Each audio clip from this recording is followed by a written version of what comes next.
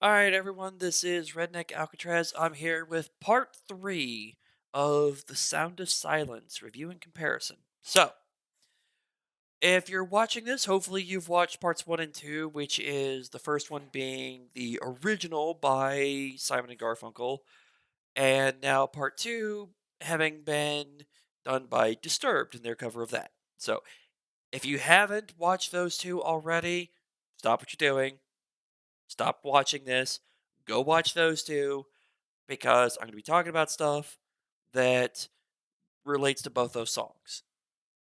Or if you've listened to both songs but you didn't necessarily watch part 1 and part 2 that I've done, that's okay. At least you are aware of the song, you know what's going on, and all that. So that's okay. Personally, I would still rather you go check out my stuff, but if you already know the song, then you know the song, and we can proceed. So, for this, we're going to be doing a comparison of the two, what I liked about one versus the other, which I think is better. And then I actually have some clips that I'm going to play at the end to shed a little bit more light on this that people may not necessarily be aware of. So, uh, going straight into this. This is not how I normally do any of my videos, so if you've seen them, you know. Um, all right, Simon and Garfunkel version. It's the original. I love how the voices of the two just blend and mix, and you get the beautiful harmony that is their voices on this. It's sung kind of like a ballad. It's not fast paced. It's like it's telling a story, but in this case, it's more of a poem, I believe. But it's just the vocals are just beautifully done. Um, it's time wise based off the video that I used is 3 minutes 6 seconds long.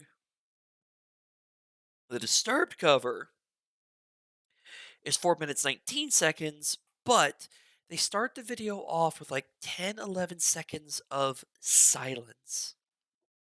Literal silence, no sound. Excuse me. It's enough to make you think that there's an audio glitch, you've accidentally got it muted, and you're like, geez, what's wrong with me? That there's something wrong with the video. But it's not, it's playing correctly. And they did that deliberately. If you cut that section of silence out, which I'm going to say you should not, it's it feels right. Just leave it there. It's supposed to be there. But if you were to take that out and count the just runtime of the audio, it comes out to something like 4 minutes and 7 seconds. Almost exactly 1 minute longer. The way they did this is they slowed the song. Disturbed took the sound of silence and slowed it and stretched it. Now, a lot of songs, if you slow them down, you stretch it out, you lose you lose some of the feeling of the song, and I could almost say in some cases you lose the essence of the song. Some songs are made and just done so that they need to be run at a certain speed. You slow it down, you can ruin it. Some you can speed it up and it's still fine. In fact, it actually puts a whole different spin on it. But a lot of them you can't slow them down. In this, they did so beautifully. I actually like it better running it slower like Disturbed did. I like the stretched out, the 4 minute and change long song better than the original 3 minute 6 second. Um, the feeling conveyed by just slowing it down, it hits you harder. I can listen to the original version and just enjoy it. It's got a decent bit of it feels like it's got a little bit more speed to it than maybe it should, but maybe that's because after listening to the slowed version, you get that feeling. But it I like the slowness to it. It imparts more feeling of the song and the lyrics and the music. For the Disturbed version, the vocals are wonderful, but because he's got that deeper voice that can convey the meaning. But I also love Simon Simon and Garfunkel's voices, that beautiful harmony of the two to convey that feeling. And part of me almost wonders what putting their voices with the stretched by slowing it down and the music, the way they did the music in Disturbed versus how it was in the original. In the original, you have kind of electric guitar, you've got more pronounced drums, versus the drums were very, very muted. Um, and they went with an acoustic guitar over an electric. I like that better. To me, it just sounds better. So I would love to almost see the slowed down version with the music of the Disturbed version with the vocals of the original with Simon and Garfunkel. I would love to see that. Also, something I would also love to see, but will probably not happen, although if it does, I will make a video just for that. And that is if they ever did a collaboration of Simon and Garfunkel and Disturbed doing the same song together. Whether it's in studio, on stage, I don't care. I would love to see that. I think that would probably be the best version of the song to combine the original vocals and that harmony of their voices with the music of Disturbed and then throw his voice in there as a counterbalance. Because if you listen to the original, their voices are a little bit higher and his is a little bit lower. The harmony that you could get by mixing that higher and lower, I would love to hear. I want to hear that. So I think if that ever happened, that would probably be the best version of the song that could be done. Now I've been proven wrong before, but I think that would be the ultimate version of this song. As it is, both versions are great. I can't say one is inherently better than the other. Um, if I go with the one that conveys the feeling of the song the most, that would be Disturbed's version.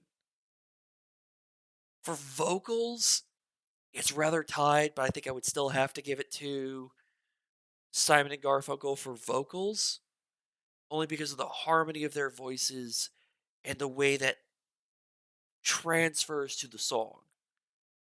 Um, for overall, I can't say. I really can't say. Um, I take it back. I can't say. For overall, I would go with if somebody just combines the two and we get to see them on stage together or in studio together performing this and recording it, that would win overall. Hands down, that would do it. There would be no argument, no contest in my mind. None at all. So, is one better than the other? No. The purist of like the heavy Disturbed fans and the purist of Simon and Garfunkel, they're gonna hate that statement.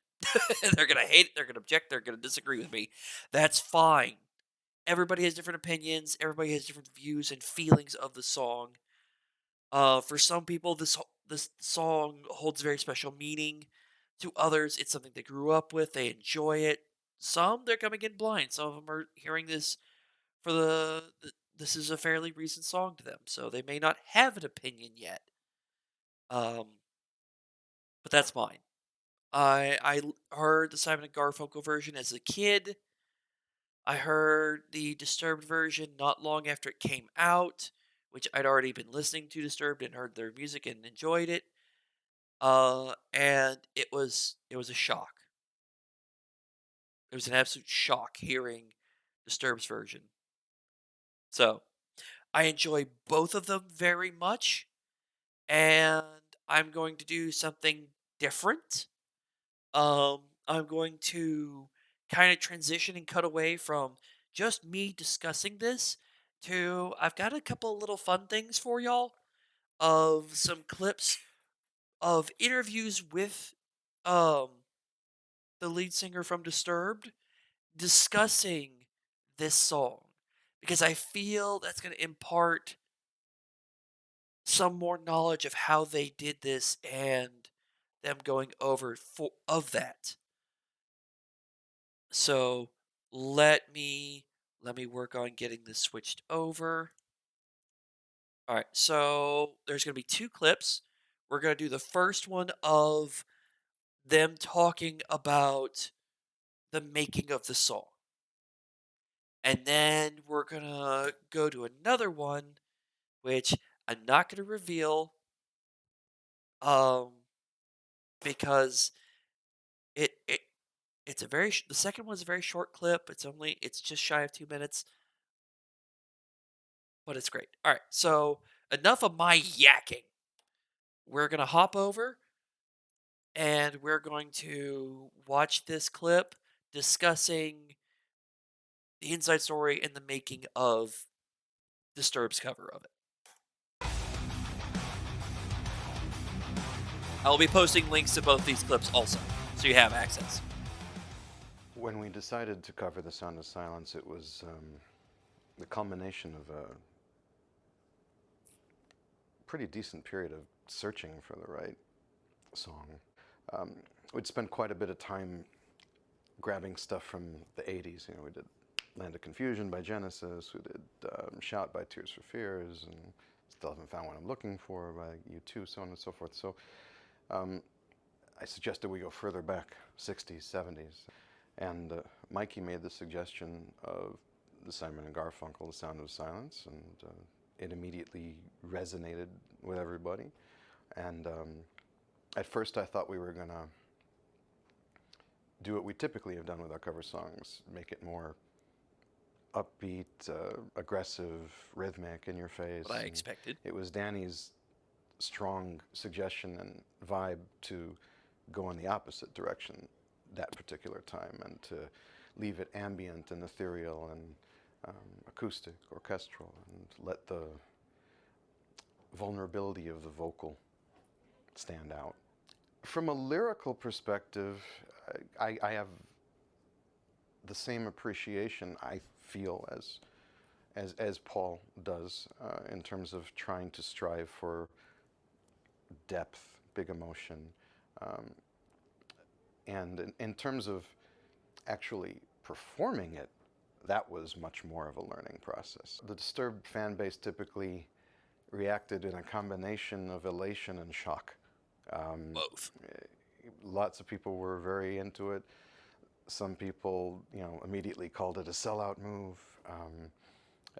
There's always going to be people who are looking to just take a crap on whatever you just did. So that's just, you know, the nature of the beast. But I think that over the course of time, the thing that's been incredible about it is that even the hardcore, you know, staunch, you know, old school Disturbed fans have really come to fall in love with it. It's really been very widely embraced. Just seeing how it affects the live audience on a regular basis is it's pretty overwhelming. I mean, if I take a moment to really scan the crowd on any given night, there are pockets of crying and you know, eyes welling up with tears and you know, lighters and swaying back and forth. And it was all this sort of thing that I didn't expect from this career and this style that we had chosen. But it's really nice to be able to have it. It introduced a whole new generation of fans to the brilliance of Simon and Garfunkel. All of a sudden, you know, fans that would have never listened to Disturbed in any situation because typically what we had written in the past was a little too abrasive, a little too aggressive for them. This was their doorway into our world, and I think that as they entered that doorway, they found a lot more things that they could fall in love with because of the intensely melodic nature of what we do. The sound of silence.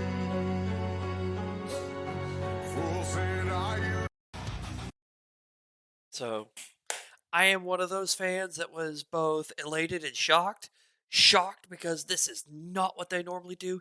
Elated because of how great and wonderful it was. That's been a little uh behind the scenes kind of inside story peek as to that. Um I yeah. I felt that is where was worth sharing. That clip I'm going to put in the description so you can go see that for yourself, watch it. And of course credit to the guys that did it. Um Now we're going to flip over and have a little behind the scenes of after the song was released and some interactions with I believe it was they got feedback from Paul. So we're going to switch over and I'm going to play this tidbit for you. So I had the pleasure of meeting Paul Simon at in Maui last New Year's Eve at Shep Gordon's house. He has a nice little party on the island every New Year's. Uh, he does a benefit for the homeless there on the island. It's an amazing event, and he knew obviously of the cover, and Shep wanted to introduce me to Paul, and he did, and Paul was so sweet and so gracious and so complimentary. And we got to sit and talk for about 20, 30 minutes. We were talking about, just life and music and how he was going to do his farewell tour and how his heart had been broken ever since the death of his guitar player, and it just didn't feel the same anymore, and he felt like it was time to bring things to a close. And again, he just reemphasized how amazing it was that the our version of the song reintroduced the song to a whole new generation of fans, and it was just a real surreal moment. I don't know if he liked it better by any means, but he certainly did like it. I mean, after we did the Conan performance, he reached out to me via email, and just to let us know how taken he was with our version of it, and he was so impressed with it that he put it up on his own social media pages and presented it to everybody. There have been lots of covers of his material. He's never done anything like that, so it was incredibly flattering and humbling. And for one of the most prolific songwriters of all time uh, to have that level of appreciation for our homage to him was very fulfilling. So there you have it. I always wonder when a band does a cover of a song or anybody does a cover of any material, what does the original creator think? And it's probably something that everyone who does covers, or at least most of them, do wonder of what does the original person think of this? Do they appreciate? Do they hate it? And in this case, we hear from them that Paul Simon did like it. He did appreciate it. He put it out on his own social media. He sent them a note telling them they did a good job. That's how you know you've done right by the original creator and the spirit of the original. When one of the original singers tells you they like it and that you did a good job, that's when you know you've done right by it and you have done justice to it. This is I stumbled across the second clip before I found the first one, and it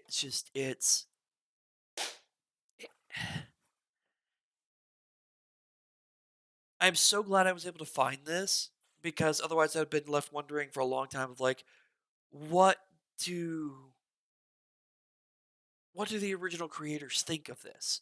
This is it's done by a very different group of people. It's done differently, but it does it justice, in my opinion. It really does do it justice. And it does right by the song. And to hear that Paul Simon did like it, he did appreciate it so much that he put it out on his own social media. That's how you know you've done right. So Massive respect to Disturbed for their amazing, amazing cover. Um, and that's I don't really have any more words other than that. It's the original song is great. It's amazing. The cover was amazing and well done. So, if you were to ask me which one's better, I can't tell you. I said that earlier. I can't tell you. I would love to see a collaboration between the two to do a comboed version. Um, since Paul Simon's kind of done his farewell tour and he's kind of retiring, I don't think that will ever happen. But I would still love to see it. I really would love to see it. But I'm gonna wrap this up. This is my feelings, my review, my opinions of Sound of Silence, the Simon and Garfunkel version versus the Disturbed version, and comparing them. They're both great. They're both awesome. Um, like I said, if you haven't already seen part one and two that I did, check them out, or go watch the songs, listen to them. I'm going to include links to them, to both the songs and both the clips in the description. Tell me what you think. Should I look into doing more of like this? Um, Seriously, give me your feedback, guys. Everything that y'all write and post, I read. So tell me what your feelings are. Tell me what you think. Um, and yeah, that's it for me this time. Thank you for watching, and I'll see y'all next time.